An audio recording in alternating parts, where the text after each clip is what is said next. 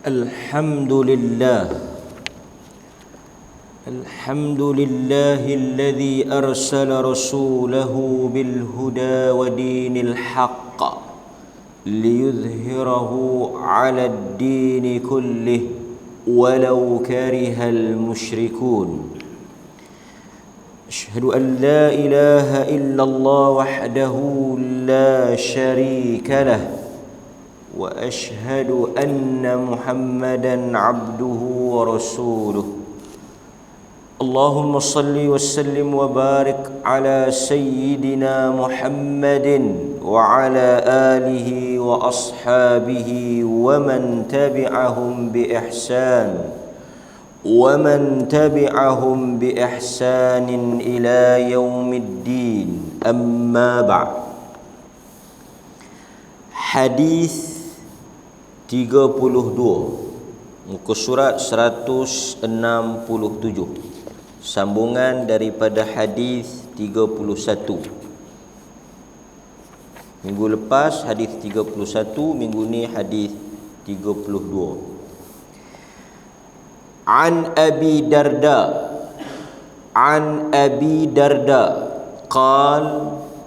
قال رسول الله صلى الله عليه وسلم إن الله عز وجل فرغ إلى كل عبد من خلقه من 5 من أجله وعمله ومضجعه وأثره ورزقه.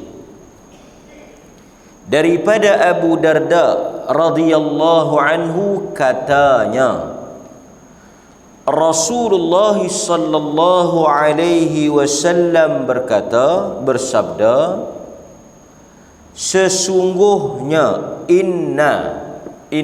sesungguhnya innallaha sesungguhnya Allah azza wa jalla faragha ila kulli abdin, telah menetapkan, telah memutuskan, telah menyelesaikan, ila kulli abdin, ke atas setiap hambanya, makhluknya, min khalqihi, daripada makhluknya. Kata Abu Darda, Nabi SAW bersabda, sesungguhnya Allah telah menetapkan, telah menulis, telah menentukan, telah mentakdirkan, telah menyelesaikan segala urusan, ketentuan, ketetapan dan takdir, min khalqihi, ke atas semua makhluk ciptaannya, daripada 5 urusan, 5 perkara. Yang pertama, telah ditetapkan, telah diputuskan, telah ditulis ajalnya, ajalihi, umur dia, semua makhluk. Wa amalihi, amalannya, amalannya. Wa madji'ihi, madji', yakni tempat baringannya, yakni kubur dia, tempat kematiannya. Wa atharihi, yakni atharihi, athar, kesan, bekas amalan yang ditinggalkan olehnya, yakni sebagai sudut pahala yang dia lakukan selepas daripada kematian dia. Wa rizqih, dan juga ditentukan, ditetapkan, ditulis di dalam takdir ke atas setiap makhluk hamba-hambanya rezeki mereka. Baik,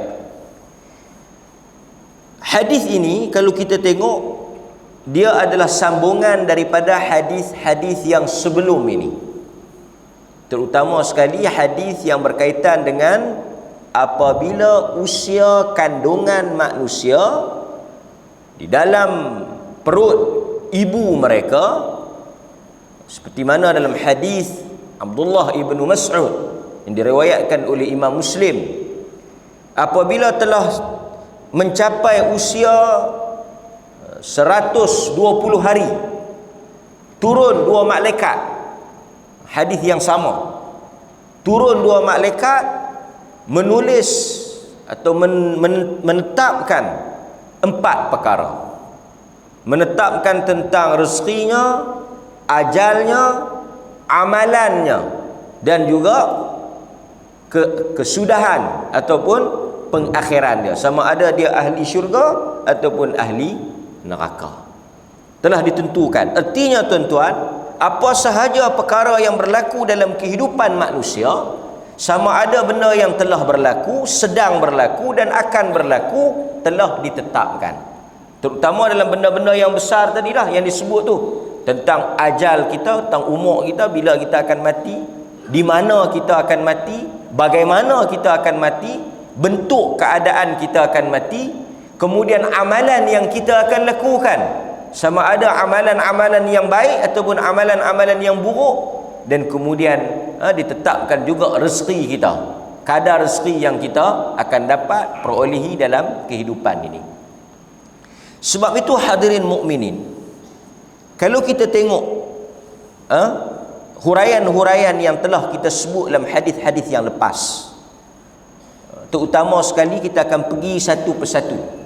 Daripada 5 benda yang disebut ni, insya-Allah kita akan menghuraikan berdasarkan kepada masa yang ada 5 benda ni dengan ulasan dan juga huraian yang ringkas, supaya mungkin ada penambahan daripada ulasan sebelum ini dan juga boleh menambahkan lagi kefahaman kita kepada hadis ini.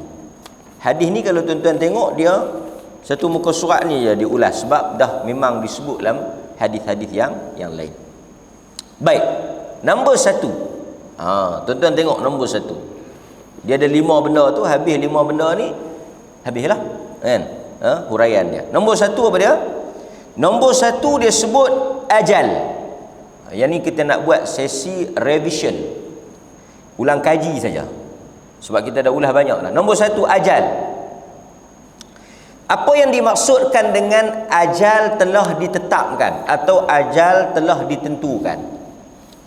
Kita boleh faham beberapa perkara. Nombor 1, setiap manusia ini sebelum daripada dia dilahirkan lagi, ajal, umur dia, tempoh masa yang akan dia perolehi, selama mana dia akan hidup, berapa lama dia akan hidup di atas muka bumi ini, telah ditentukan.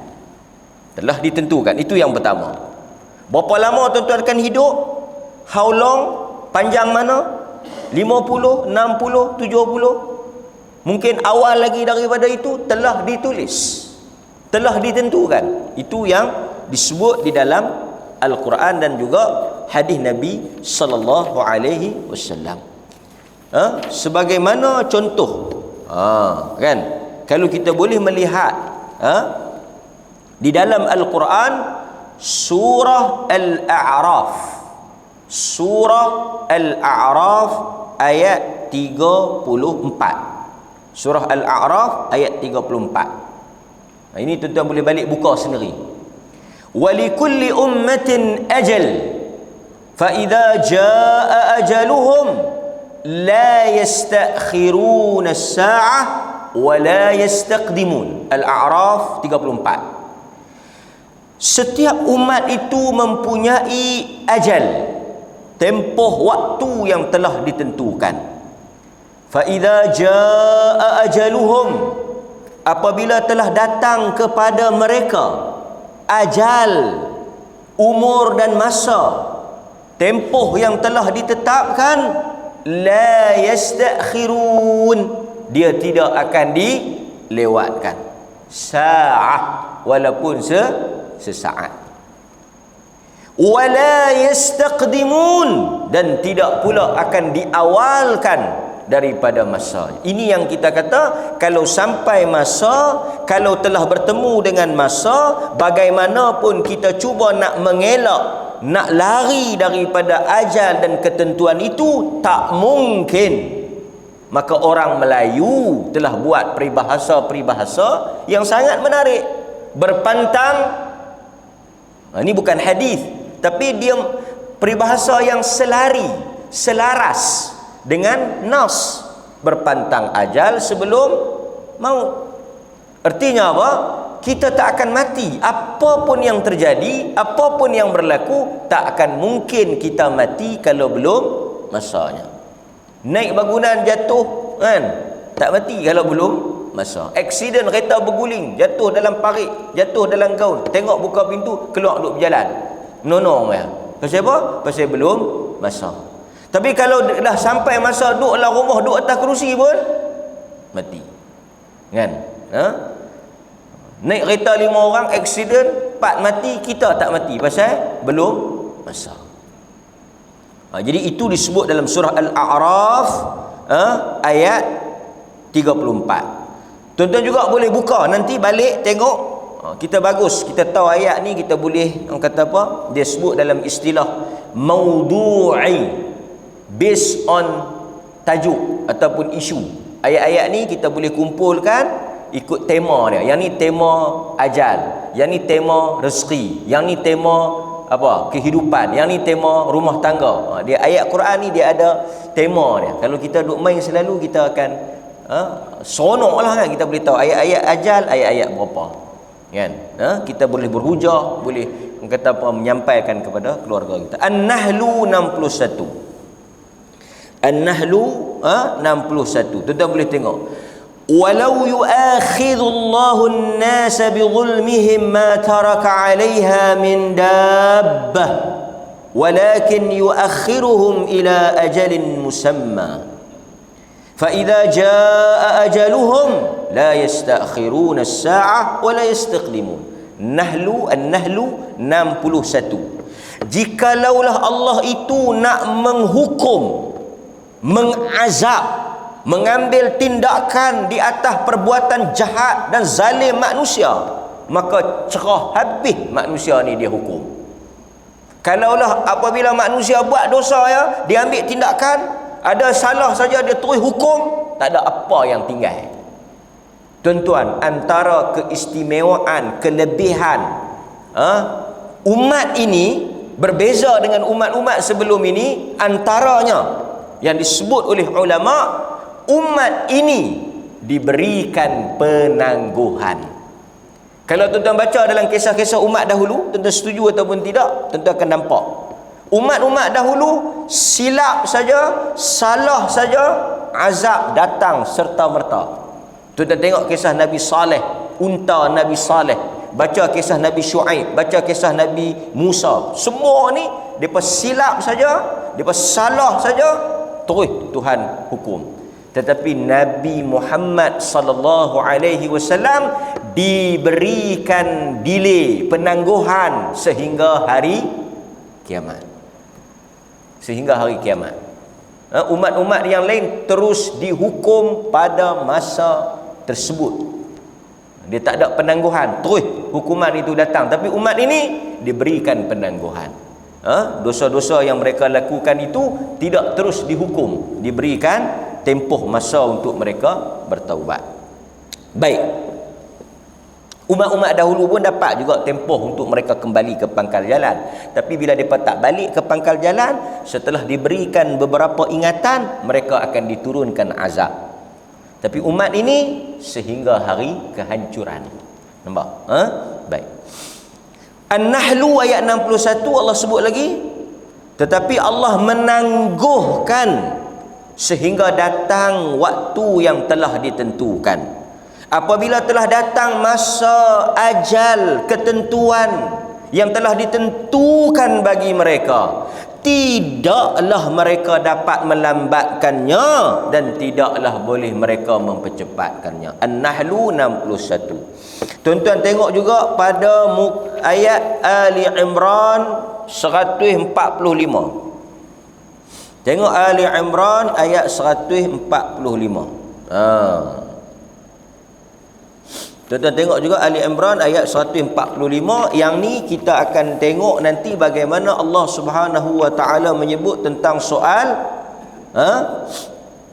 ajal dan juga rezeki. Tuan-tuan tengok, wa ma kana li nafsin an tamuta illa bi idznillah kitaban muajjala. Very clear. Setiap yang bernyawa, wa ma kana li nafsin, setiap yang bernyawa tidak akan mati. Antamut, tak akan mati, illa biiznillah, kecuali dengan izin Allah. Kitaban muajjala, seperti mana yang telah ditentukan, ditetapkan, ditulis oleh Allah Subhanahu wa taala. Jadi ayat-ayat ini menunjukkan bahawa umur telah ditentukan. Dia tidak akan dilambatkan dan tidak akan dilewatkan. Ini kita baru pada poin yang pertama, baru umur dulu. Okey? Timbul soalan-soalan yang orang kata apa? Berkaitan. Pertama tuan tahu umur tetap. Kemudian timbul soalan seperti mana ada di sana hadis-hadis yang menunjukkan bahawa bolehnya berubah umur ini, sedangkan nas menyatakan bahawa umur tidak berubah. Ini tuan-tuan akan mungkin akan kata ini kita dah bincang. Ya, memang kita dah bincang pun, memang kita dah sentuh pun, kan? Ini sebagai ulang kaji. Okey, macam mana kita nak jawab? Macam mana kita nak jawab tuan-tuan? Antaranya hadis Anas bin Malik radhiyallahu an. Hadis Anas bin Malik yang mana Nabi sallallahu alaihi wasallam menyebut, kan, man sarra an yubsata lah, yang diriwayatkan oleh Al-Bukhari dan Muslim, sesiapa yang mahu Allah meluaskan, memurahkan, melapangkan, membanyakkan fi rizqih, rezekinya, wa ayyun sa'alahu fi atharih, dan juga memanjangkan umurnya, falyasil rahimahu, maka hendaklah dia memanjangkan atau menyambung silaturahim. Ini pelik. Dia nampak macam percanggahan. Okey, macam mana kita nak mengharmonikan dua perbezaan atau dua hadis ataupun nas yang nampak bertentangan ni? Di kalangan ulama, ni sebagai ulang kaji ya, benda-benda ni saya dah huraikan sebagai ulang kaji. Quran menyebut bahawa kitaban muajjala, la yastakhiruna as-sa'ah wa la yastaqdimun. Semua very clear, semua jelas, tak tambah, tak kurang, sampai masa, tak lambat, tak cepat. Okey, now ada hadis yang sebut tentang adanya berlaku pertambahan. Dan kalau berlaku pertambahan, contoh, siapa yang nak umur dia dipanjangkan, dia sambung silaturahim. Mukhalafahnya, kalau dia sambung silaturahim, umur dia akan panjang. Kalau dia putus silaturahim, umur dia akan pendek. Betul tak? So di situ ada tambah, ada kurang. Baik. Untuk meringkaskan pahaman atau nak meringkaskan masa, kerana tuan-tuan pun banyak hal lagi hari ni yang tuan-tuan nak uruskan, termasuk juga tuan-tuan nak kena buat summary, tuan-tuan nak kena buat analisa, tuan-tuan nak kena buat case study tentang apa yang berlaku semalam. Jadi saya nak meringkaskan kuliah subuh pada pagi ini. Apa dia yang saya nak sebut, tuan-tuan? Saya nak sebut ialah isunya. Pertama, pendapat yang menyatakan bahawa yang tidak berubah itu ialah catatan, tulisan, ketetapan, ketentuan di Lauh Mahfuz, Ummul Kitab, induk di sisi Tuhan. Yang ni tak diubah. Jadi yang kata tak ubah, yang kata kalau sampai masa on time, yang ni di Lauh Mahfuz, di Ummul Kitab, induk di sisi Allah. Yang hanya mengetahui apa yang ada di dalam kitab itu, dalam catatan itu, hanyalah Allah Subhanahu wa ta'ala. Malaikat pun tak tahu. Yang ni tak berubah, mu'tamad, final. Adapun yang menyebut tentang ubahnya rezeki, ubahnya umur, ubahnya masa dan sebagainya itu ialah catatan di sisi malaikat hafazah, di sisi malaikat yang menguruskan diri kita. Nampak? Boleh? Okey, so maksudnya katakanlah di sisi lauh mahfuz umur kita 60. Yang tu final, tak boleh ubah. Tapi di sisi malaikat ni mungkin berlaku perubahan. Mungkin dia tulis 50. Tetapi ada kebaikan yang tuan-tuan buat, menyambungkan silaturahim, bersedekah, doa, Allah menambah 10. Tapi sebenarnya dia tak berlaku penambahan, kerana itulah umur dia yang asal. Cuma yang berlaku perubahan, yang tukar, tambah, kurang ni di sisi malaikat. Itu pandangan yang pertama. Okey? Maksudnya apa yang tuan-tuan faham, ubah itu di sisi malaikat. Hatta malaikat pun tak tahu apa yang di dalam lauh mahfuz. Okey. Contoh, kan? Mungkin umur kita di sisi lauh mahfuz 70. Kita akan jadi 70. Tapi macam mana dia jadi 70? Mungkin di sisi malaikat, oleh kerana kita dah buat dosa, dia kurang balik jadi 50. Lepas tu kita bertaubat, kita buat amalan soleh, dia tambah balik 20, jadi 70. Hakikatnya tetap seperti mana yang telah ditentukan. Itu satu. Itu pandangan yang pertama. Pandangan yang kedua, pandangan yang kedua, tuan-tuan boleh tengok di dalam surah Al-Hajj ayat 70. Tuan-tuan boleh tengok surah Al-Hajj ayat 70, kan? 70.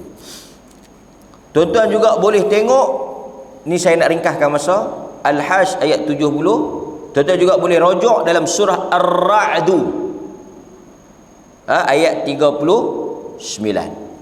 Dia menyebut tentang isu penetapan di lauh mahfuz. Ar-Ra'd 39. Allah menghapuskan apa yang dikehendakinya, Allah menetapkan apa yang dikehendakinya, dan ingatlah pada sisi Allah ada Ummul Kitab, masterpiece.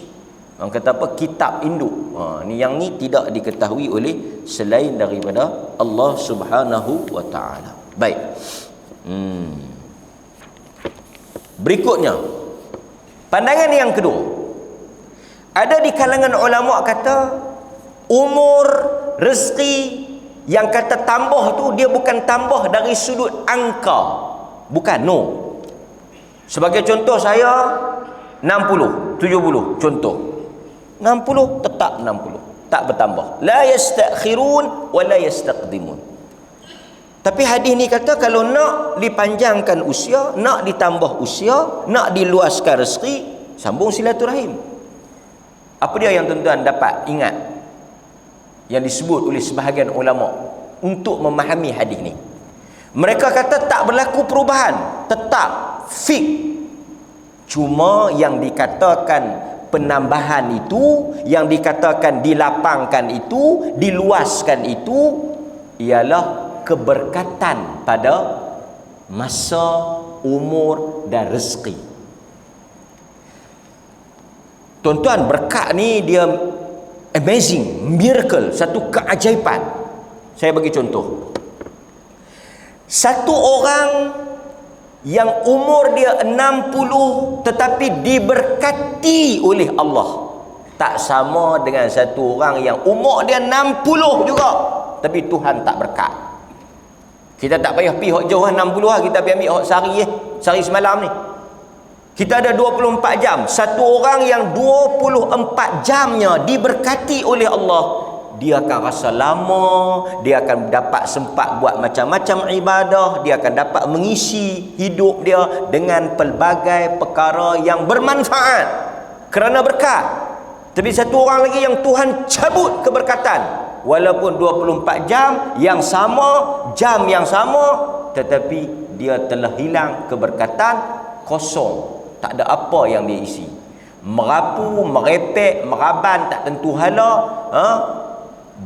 habis macam tu ya. Macam tu rezeki. Cikgu ni pun kerja 3,000 gaji, cikgu ni pun kerja 3,000 gaji, kawan tu pun kerja 5,000 gaji, kawan ni pun kerja 5,000 gaji. 3,000 kawan tu mungkin berkat, tak habis-habis lagi sampai hujung bulan. Kawan ni mungkin tak berkat, tak tahu habis kok mana. Tapi nilai yang sama. Pasal tu kadang-kadang dia kata, aku pinjam sikit kan, habis dah. Habis dah. Gaji lebih kurang sama lah. Nampak? Pelik kan? Pelik. Tak bertambah, tapi dia gaji hang duk ada lagi. Kan? Tak habis lagi.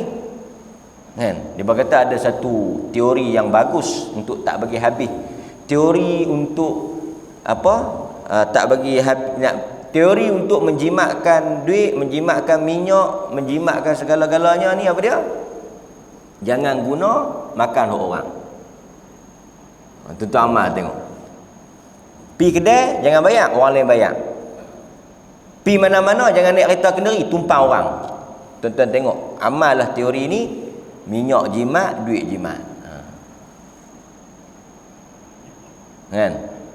Tuan-tuan isi minyak kereta penuh, lepas tu tinggal di rumah, pi mana-mana kenduri ke, pi masjid ke apa. Nak pi masjid, tumpang. Nak pi bukan kenduri, tumpang. Awak hantar pi, tak ada siapa nak tumpang. Kereta ada, sayang nak guna. Tengok, minyak akan berkat. Kan? Ini satu. Seperti saya nak sebut kepada tuan-tuan, dalam kehidupan kita bukan soal amount, bukan soal nilai tu, soal apa? Keberkatan. Masa kalau berkat, tuan-tuan akan nampak. Umur kalau berkat, pasal tu kita tengok ulama-ulama dulu, depa umur depa pendek. Al-Imam An-Nawawi 40 mati. Tapi tuan-tuan tengok, kan, banyak peninggalan dia, jasa dia, kitab dia, tulisan dia, ilmu dia. Kan?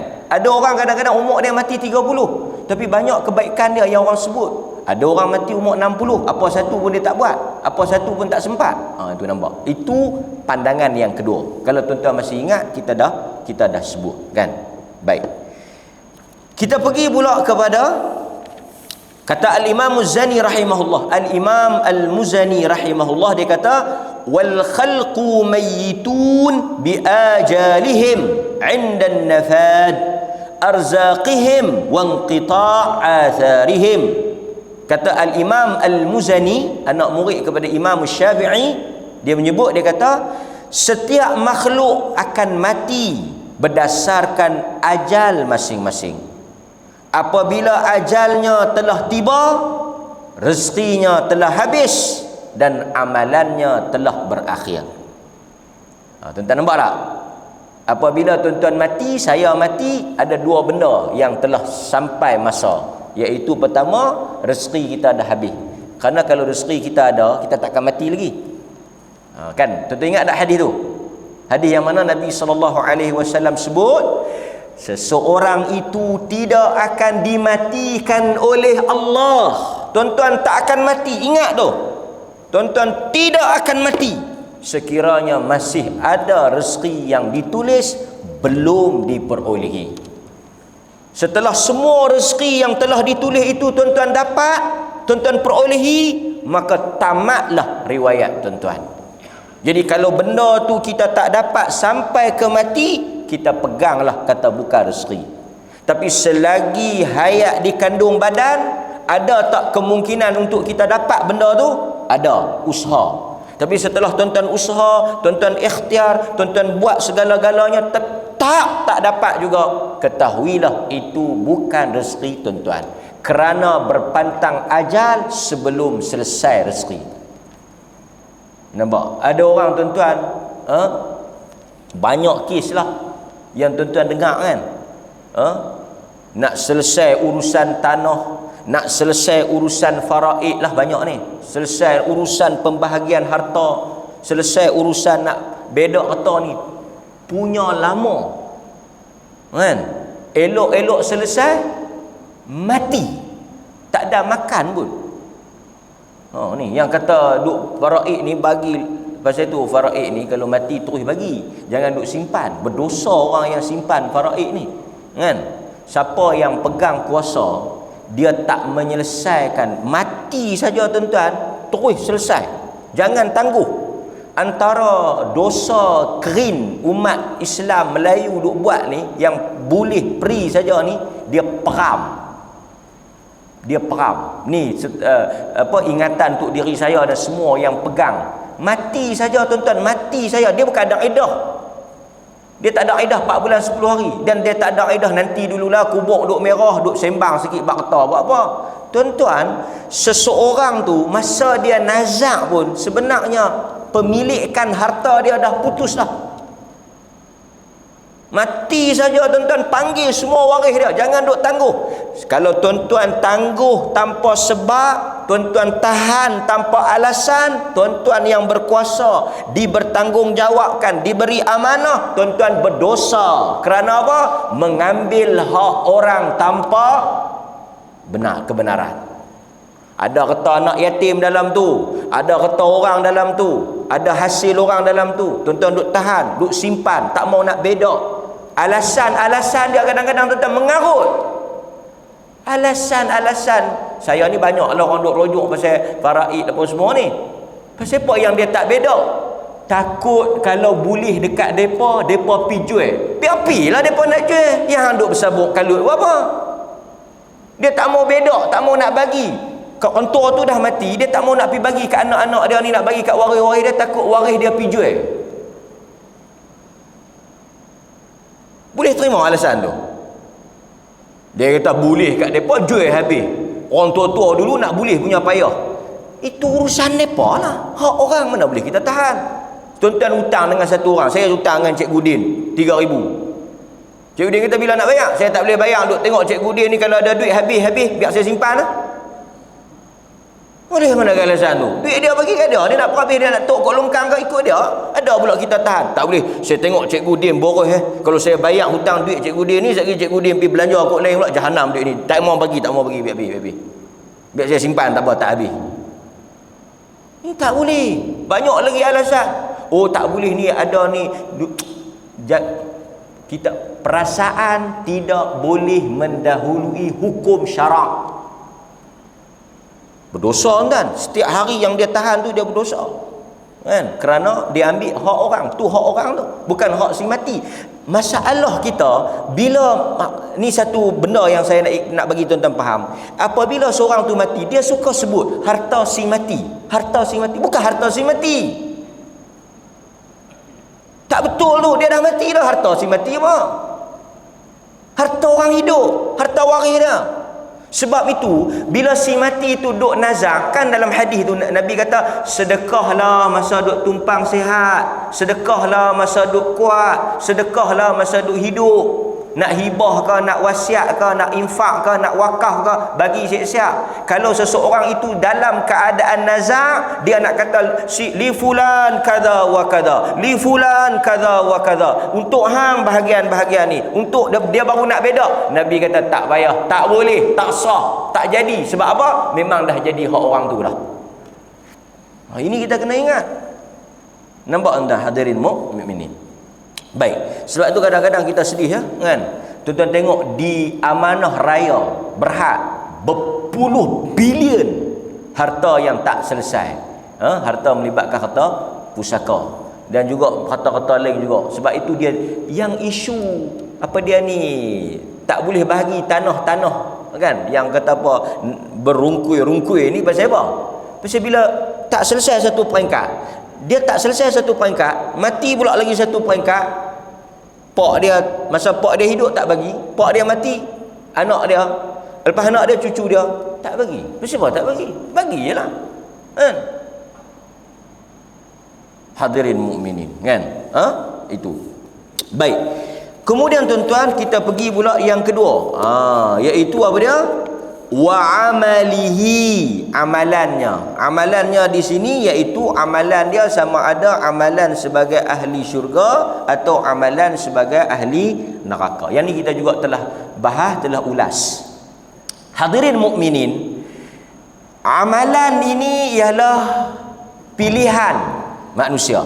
Dalam Quran kata, sesiapa yang memilih untuk beriman falyu'min, maka dia beriman. Sesiapa yang memilih untuk dia kufur falyakfur, maka dia kufur. Artinya manusia yang menentukan pilihan. Amalan. Fa'alhamaha fujuraha wa taqwaha wa hadainahun najdain. Tuhan kata kami telah tunjuk dua jalan. Kami telah beri kepada mereka dua pilihan. Manusia yang menentukan. Manusia yang menentukan. Apa maksud Allah telah menentukan atau menetapkan amalan dia?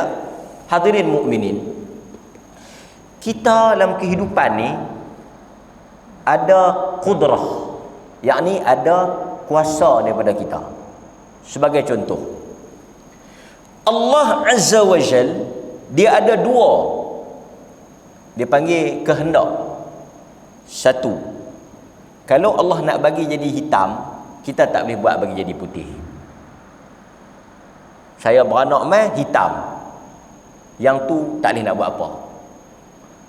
Tapi kalau saya beranak mai kafir, saya boleh tukar pergi jadi Islam. Boleh? Okey.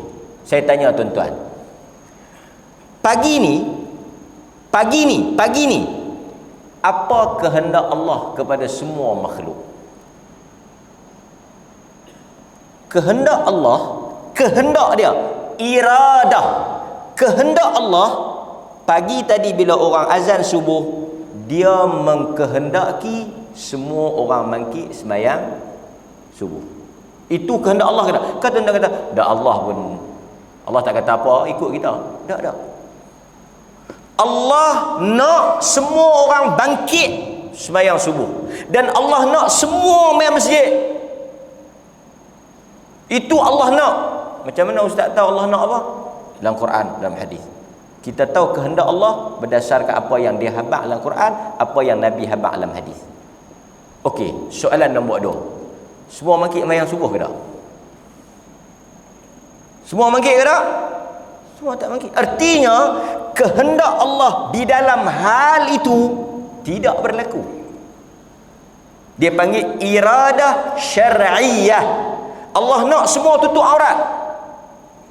Kau tuan-tuan kata Allah tak nak semua orang tutup aurat. Allah nak semua orang tutup aurat. Tetapi kat yang tak pakai tudung tu, pasal apa hang tak pakai tudung? Allah nak saya tak pakai tudung. Kalau Allah nak saya pakai tudung, tentu saya pakai tudung. Oh, cantik, banyak cantik. Allah nak semua orang tutup aurat sebab dia suruh dalam Quran, dia habaq dalam Quran, surah An-Nur, tutup pakai tudung. Tapi adakah semua orang pakai tudung? Semua orang pakai tudung tak? Tak. Artinya kehendak Allah dalam hal itu tidak berlaku. Sebab apa? Kerana Allah memberikan izin untuk manusia memilih. Allah kata innad din indallahil Islam. Agama yang aku nak, agama yang aku redha, agama yang aku terima, agama yang di sisi aku Islam. Lain pada tu aku tak terima. Lain pada tu aku tolak. Tu yang Tuhan nak. Kalau kita tanya Tuhan nak apa? Tuhan nak Islam. Tuhan nak Islam. Tuan-tuan jangan silap baca pula. Tuhan nak Islam. Tuhan hanya terima Islam. Tapi adakah semua orang Islam? Tak. Artinya kehendak Allah dalam hal itu tidak berlaku keseluruhannya. Ada orang pilih lain daripada Islam tak? Ada tu Buddha bukan Islam, Kristian bukan Islam, Yahudi bukan Islam. Mereka pilih selain apa yang Allah nak, bertentangan dengan pilihan Allah. Artinya kehendak Allah ada juga yang tak jadi. Yang ni kehendak yang Allah bagi kita pilih. So jangan salahkan Tuhan. Tuhan dah habaq dia nak apa. Faham? Saya bagi contoh mudah ya. Contoh kita lah, contoh kita. Contoh kita. Kita hantar anak kita pergi belajar. Apa kehendak kita? Dia pergi belajar. Itu kehendak kita. Kehendak kita, arahan kita, suruhan kita, perintah kita, dia pergi belajar. Dia pergi, dia pergi main. Itu pilihan apa? Pilihan dia. Nampak? Tak jadi seperti mana yang kita kehendaki.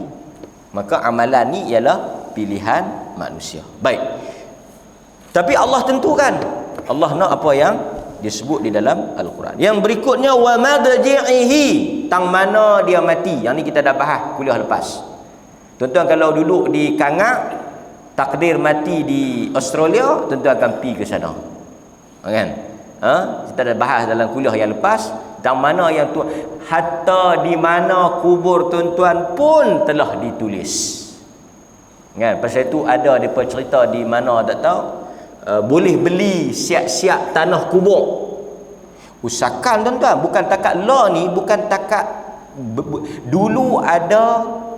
Ni pun satu benda kita. Bila kita dia tersebut, dia teringat. Dulu ni saya nak mengingatkan apa dia ni, pengantin-pengantin yang nak kahwin ni, cuti sekolah ni ke, cuti bulan 12, dan tuan-tuan yang ada anak-anak ni, tolong peringat. Kita pi makan kenduri, tengok depa buh gambar. Duk berpeluk, duk berdakap, duk berpeluk, duk berdakap, tak sanggalah di gambar tu. Kita pun tanya bila akad nikah. Dia tak pagi tadi akad nikah. Oh, jadi akad nikah pagi tadi, kenduri hari ni. Ni yang bila yang berdakap, berpeluk, bersakar ni? Oh, yang ni depa panggil apa? Pre-shoot. Bukan pre-shoot. Tangkap gambar pre tu artinya tangkap gambar awal dulu sebelum nikah, depa pergi berdakap dah. Payah faham ah. Dapat tak? Depa pergi berdakap dulu dah. Ni semua tiru orang putih lah. Tangkap peluk-peluk apa semua ni. Okey, lepas tu buat gambar. Dia kata tak apa lah ustaz weh, nak menikah lah. Yang ni yang alasan yang depa nak pergi kena tangkap tu. Kan, tangkap kita pasal boleh. Kita kami nak menikah lah minggu depan. Nak menikah minggu depan, yang hampa duk buat benda tu minggu ni. Allah dia kata 3-4 hari ya, Isnin nak jumpa dengan Rabu Khamis, bukan jauh mana. Alasan. So kita tak boleh. Tuan-tuan kena ingat, tak bolehlah ada tangkap gambar awal-awal ni pasal apa? Pasal tak sah lagi. Saya bukan nak cerita tangkap gambar kahwin tu, tapi dah halang-halang tersebut. Saya nak cerita lah ni, dulu ada package pra perkahwinan, tangkap gambar syuting sebelum, tangkap gambar masa menikah, tangkap gambar lepas menikah. Lah ni tuan-tuan, dia ada package baru, tangkap gambar sebelum mati. Contoh kalau Datuk Imam kan nak buat kenang-kenangan, boleh tangkap, boleh shoot sebelum mati, pakai kain kapan ke, duduk tang kubur mana ke, buat pre-death. Buat apa semua, dia tangkap, buat video apa semua, nanti bila lepas dia mati boleh tayang semula. Tuan-tuan nampak? Dia siap package tanah kubur dan package shooting bergambar sebelum mati. Kan? Jadi tuan-tuan yang tak mati boleh tengoklah gambar macam mana kalau mati nanti. Nampak? Tapi saya nak sebutnya, tuan-tuan mungkin beli tanah kubur di sini, tapi kemungkinan besar tuan-tuan tak dikebumikan di sini. Kemungkinan besar juga tak ada tanah kubur. Kemungkinan juga berakhir, tak maulah minta kan, tak elok. Mungkin di dalam perut ulang sawak. Contoh kan? Orang kata apa? Mati tak bernisan. Mati tak bernisan, cerah habis. Kan? Tak tahu pergi ke mana. Ni normal. Tapi tuan-tuan, jangan risau. Kalau tak ada kubur pun tetap ada soal jawab kubur. Kan? Ada orang tanya, dia kata kalau orang yang mati tak ada kubur tu macam mana? Depa tak kena tanyalah, selamatlah depa, untunglah depa. Tak. Soal jawab kubur ni bukan dia tunggu ada kubur, kan? Okey, baik. Berikutnya wa atharihi. Atharihi ni apa? Iaitu kesan peninggalannya, yakni apa yang tuan-tuan tinggalkan selepas daripada kematian. Kan? Inna nahnu nuhyil mauta wa naktubu ma qaddamu. Kan dalam Yasin tu tuan-tuan, tak ingat ke? Inna nahnu nuhyil mauta wa naktubu ma qaddamu wa atharahum. Maksudnya apa sahaja yang tuan-tuan lakukan di dunia ini, peninggalannya, amalannya akan kekal sehingga hari kiamat. Sebab itu tuan-tuan buatlah sesuatu sebagai bekalan di hari akhirat. Dan yang terakhir adalah soal rezeki wa rizqihi, iaitu tentang rezeki. Rezeki ni dia samalah dengan umur. Bertambah ke tak? Ada dua maksud. Pertama, bertambah yang dalam catatan malaikat, tak bertambah di sisi Allah. Yang kedua, RM50, RM50 itulah. Dia tak jadi 55, dia tak jadi 60, dia tak jadi 40. Tapi apa yang bertambah? RM50 yang diberkati dengan RM50 yang tidak diberkati. Boleh? Itu maksudnya. Dan satu lagi tuan-tuan, sebagai ingatan dan sebagai pesanan kepada semua, sama ada yang berada di sini ataupun yang menonton secara langsung, soal rezeki jangan takut. Jangan takut. Saya nak pesan kat tuan-tuan, orang yang makan gaji, orang yang kerja sendiri, orang yang mengaji pandai, orang yang tak mengaji pandai, orang yang macam mana pun hidup dia, di bandar, di pekan, di hutan, di gua, di apa ke, jangan takut. Kadang-kadang ibu bapa ni bukanlah salah, tapi bahasa dia tu kerja kampung ya, jual cempedak, jual durian, jual rambutan, tangkap ikan, kerja kampung ya. Tapi berapa anak dia boleh bela? 10 orang anak. Bini mungkin 2, mungkin 3. Tapi kerja kampung. Hidup je anak-anak dia. Setengah orang dia kata, hang nak kerja elok-elok. Nak kerja elok-elok, nak ada gaji besar-besar. Tidak, hang hidup susah. Kita pun nak tanya, dulu Pak 48 ke 52? Kita mau tanya balik dia. Pasal kadang-kadang manusia ni dia punya bacaan dia, kalau hang tak kerja, tak makan gaji, hang tak boleh hidup. Sedangkan dia yang bela kawan tu 19 pun tak ada. Hidup ya. Di pendalaman tu, duduk dalam hutan dia hidup. Lagi pelik tuan-tuan, kita yang duduk dalam bandar ni, nak boleh seorang 2 anak pun tak ada. Yang duduk dalam hutan tu berceretik, beranak tak sangka-sangka. Rezeki hidup ya. Hidup ya anak dia pun ada yang makan. Kita kadang-kadang takut sangat. Orang buat kot ni, orang buat kot ni. Soal rezeki ni, tuan-tuan maaf cakap, hatta di kalangan kita yang orang kata apa ni lah, orang yang mengaji, orang beriman, orang yang ada takwa, kita pun kadang-kadang soal rezeki ni takut. Macam pagi ni tak dan nak berzikir lagi, tu imam dah habaq rezeki dah, baru duk astaghfirullah. Ni anak jemaah semua sekali lagi dah makan, cukup lah. Hari Ahad tak payah fikir dah. Fikir hari Sabtu je. Hari Sabtu kalau siapa pergi seriak pun ada. Saya seriak. Sabtu dengan Ahad tak kena fikir dah. Dia dah 5 hari lagi.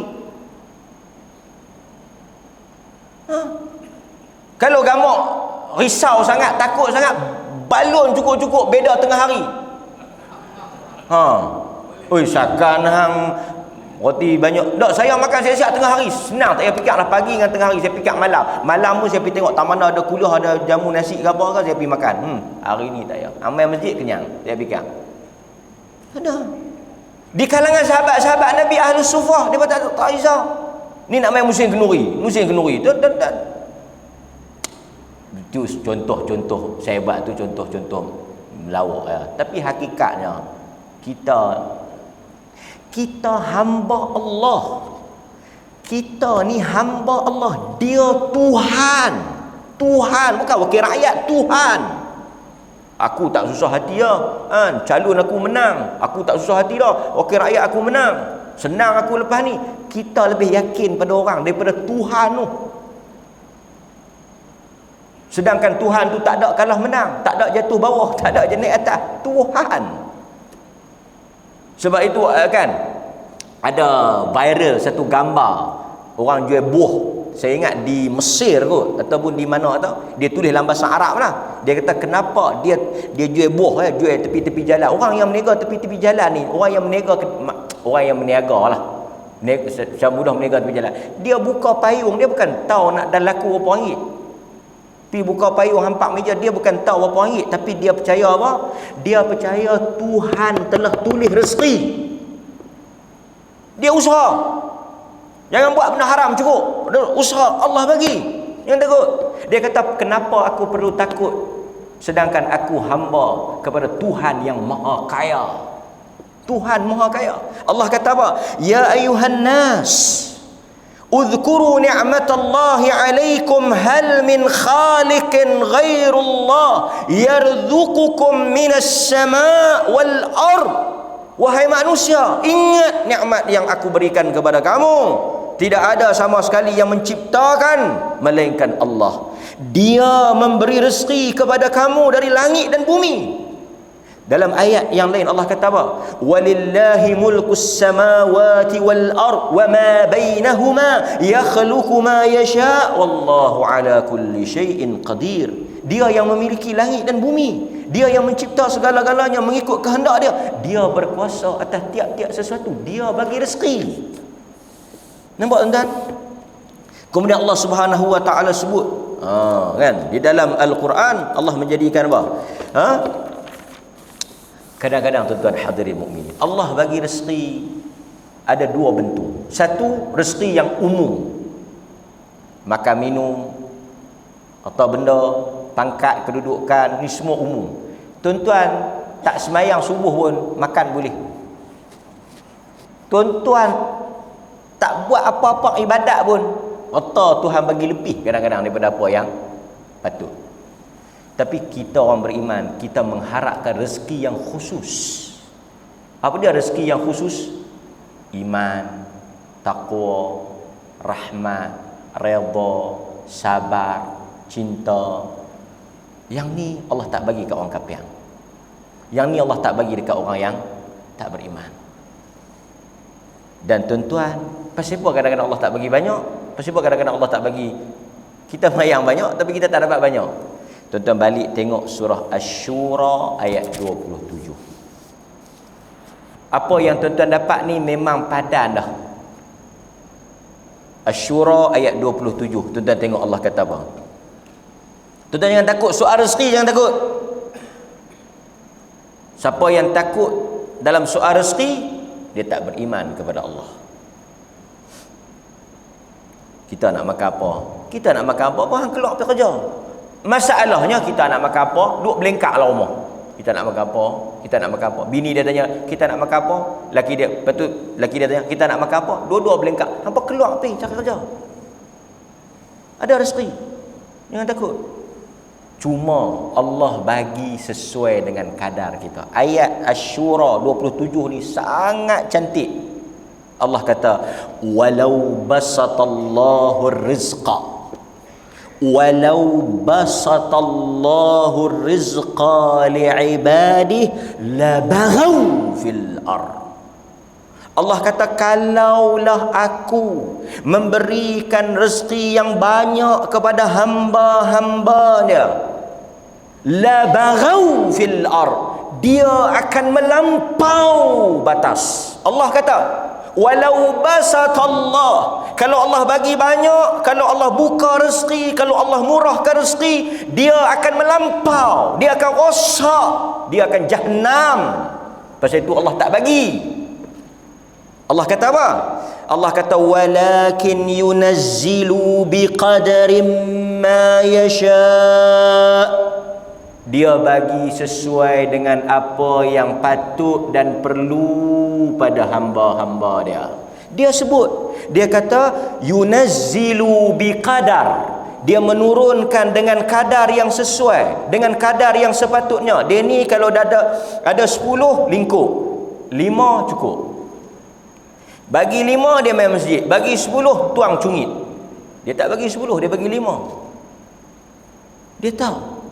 Pasal itu tuan-tuan tak kaya sampai ke sana. Bukanlah tak kaya. Pasal itu tuan-tuan duk terani saya. Pasal apa? Pasal terani lah tuan-tuan mai. Kau lebih tak mai. la baghaw fil ard. Mudah-mudahan tuan-tuan hadirin mukminin, bila kita tahu kesemuanya telah ditulis, kita tak takut pada mana-mana makhluk, kita tak bergantung kepada mana-mana makhluk. Kita kata hasbiyallahu la ilaha illahu alaihi tawakkaltu wa huwa rabbul arsyil azim. Tuan-tuan pegang ayat tu cukup. 7 kali pagi, 7 kali petang.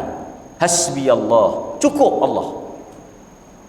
Kita sebut ayat ni ayat akidah, zikir ni zikir akidah. Hasbiyallah, cukup Allah. Hasbiyallahu la ilaha illahu, cukup Allah bagi aku. Alaihi tawakkaltu, ke atasnya aku berserah. Dia Tuhan arasy yang agung. Cukup. Hang ada siapa? Allah. Tuan-tuan bayangkan kalau orang tanya kita, hang tak takut ke? Hang ada siapa? Kita nak takut apa? Kita ada Allah. Besar kan? Ada yang lebih besar, yang lebih berkuasa daripada Allah. Dia tahan peringat semua, jaga-jaga semua. Dia pun nak buat apa-apa kan? Hasbi Allah. Kan? Tak apa angkat tangan ni, bahaya. Okey. Wallahu ta'ala a'lam wa sallallahu ala nabiyyina Muhammad wa ala alihi wa sahbihi wasallam walhamdulillahi rabbil alamin. Assalamualaikum warahmatullahi wabarakatuh.